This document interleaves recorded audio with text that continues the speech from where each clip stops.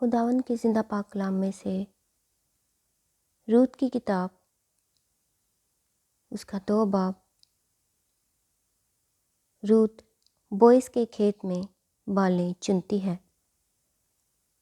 اور نایومی کے شوہر کا ایک رشتہ دار تھا جو علی ملک کے گھرانے کا اور بڑا مالدار تھا، اور اس کا نام بوئز تھا۔ سو موابی روت نے نایومی سے کہا، مجھے اجازت دے تو میں کھیت میں جاؤں، اور جو کوئی کرم کی نظر مجھ پر کرے اس کے پیچھے پیچھے بالیں چنوں۔ اس نے اس سے کہا، جا میری بیٹی۔ سو وہ گئی اور کھیت میں جا کر کاٹنے والوں کے پیچھے بالیں چننے لگی، اور اتفاق سے وہ بوئز ہی کے کھیت کے حصہ میں جا پہنچی جو علی ملک کے خاندان کا تھا۔ اور بوئز نے بیت لحم سے آ کر کاٹنے والوں سے کہا، خداوند تمہارے ساتھ ہو۔ انہوں نے اسے جواب دیا، خداوند تجھے برکت دے۔ پھر بوئز نے اپنے اس نوکر سے جو کاٹنے والوں پر مقرر تھا پوچھا، یہ کس کی لڑکی ہے؟ اس نوکر نے جو کاٹنے والوں پر مقرر تھا جواب دیا، یہ وہ موابی لڑکی ہے جو نایومی کے ساتھ مواب کے ملک سے آئی ہے۔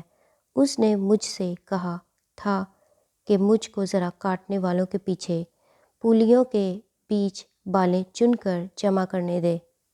سو یہ آ کر صبح سے اب تک یہیں رہی، فقط ذرا اسی دیر گھر میں ٹھہری تھی، فقط ذرا سی دیر گھر میں ٹھہری تھی۔ تب بوئز نے روت سے کہا، اے میری بیٹی، کیا تجھے سنائی نہیں دیتا؟ تو دوسرے کھیت میں بالیں چننے کو نہ جانا، اور نہ یہاں سے نکلنا، بلکہ میری چھوکریوں کے ساتھ ساتھ رہنا۔ اس کھیت پر جسے وہ کاٹتے ہیں تیری آنکھیں جمی رہیں، اور تو انہی کے پیچھے پیچھے چلنا۔ کیا میں نے ان جوانوں کو حکم نہیں کیا کہ وہ تجھے نہ چھوئیں؟ اور جب تو پیاسی ہو تو برتنوں کے پاس جا کر اسی پانی میں سے پینا جو میرے جوانوں نے بھرا ہے۔ تب وہ اوندھے منہ گری اور زمین پر سرنگوں ہو کر اس سے کہا، کیا باعث ہے کہ تو مجھ پر کرم کی نظر کر کے میری خبر لیتا ہے، حالانکہ میں پردیسن ہوں؟ بوئز نے اسے جواب دیا کہ جو کچھ تو نے اپنے خاوند کے مرنے کے بعد اپنی ساس کے ساتھ کیا ہے وہ سب مجھے پورے طور پر بتایا گیا ہے، کہ تو نے کیسے اپنے ماں باپ اور ذات بوم کو چھوڑا، اور ان لوگوں میں جن کو تو اس سے پیشتر نہ جانتی تھی آئی۔ خداوند تیرے کام کا بدلہ دے، بلکہ خداوند اسرائیل کے خدا کی طرف سے جس کے پروں کے نیچے تو پناہ کے لیے آئی ہے، تجھ کو پورا اجر ملے۔ تب اس نے کہا، اے میرے مالک، تیرے کرم کی نظر مجھ پر رہے، کیونکہ تو نے مجھے دلاسا دیا اور مہر کے ساتھ اپنی لونڈی سے باتیں کی، اگرچہ میں تیری لونڈیوں میں سے ایک کے برابر بھی نہیں۔ پھر بوئز نے اس سے کھانے کے وقت کہا کہ یہاں آ اور روٹی کھا اور اپنا نوالا سرکہ میں بھگو۔ تب وہ کاٹنے والوں کے پاس بیٹھ گئی، اور انہوں نے بھنا ہوا اناج اس کے پاس کر دیا۔ سو اس نے کھایا اور سیر ہوئی اور کچھ رکھ چھوڑا۔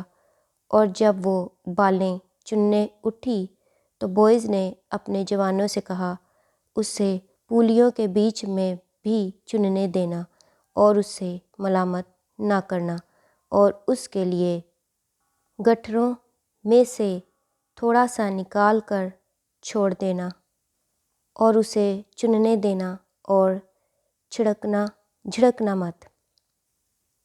سو وہ شام تک کھیت میں چنتی رہی، اور جو کچھ اس نے چنا تھا اسے پھٹکا، اور وہ قریب کے قریب ایک ایفا جو نکلا، اور وہ اسے اٹھا کر شہر میں گئی، اور جو کچھ اس نے چنا تھا اسے اس کی ساس نے دیکھا، اور اس نے وہ بھی جو اس نے سیر ہونے کے بعد رکھ چھوڑا تھا نکال کر اپنی ساس کو دیا۔ اس کی ساس نے اس سے پوچھا، تو نے آج کہاں بالیں چنی اور کہاں کام کیا؟ مبارک ہو وہ جس نے تیری خبر لی۔ تب اس نے اپنی ساس کو بتایا کہ اس نے کس کے پاس کام کیا تھا، اور کہا کہ اس شخص کا نام جس کے ہاں آج میں نے کام کیا بوئز ہے۔ نایومی نے اپنی بہو سے کہا، وہ خداوند کی طرف سے برکت پائے جس نے زندوں اور مردوں سے اپنی مہربانی باز نہ رکھی۔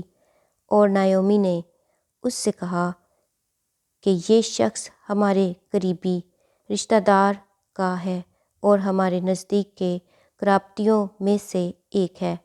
موابی روت نے کہا، اس نے مجھ سے یہ بھی کہا تھا کہ تو میرے جوانوں کے ساتھ رہنا جب تک وہ میری ساری فصل کاٹ نہ چکیں۔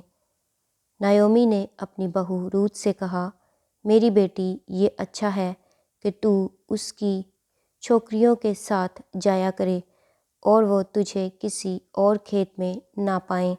سو وہ بالیں چننے کے لیے جو اور گیہوں کی فصل کے خاتمہ تک بوئز کی چھوکریوں کے ساتھ ساتھ لگی رہی، اور وہ اپنی ساس کے ساتھ رہتی تھی۔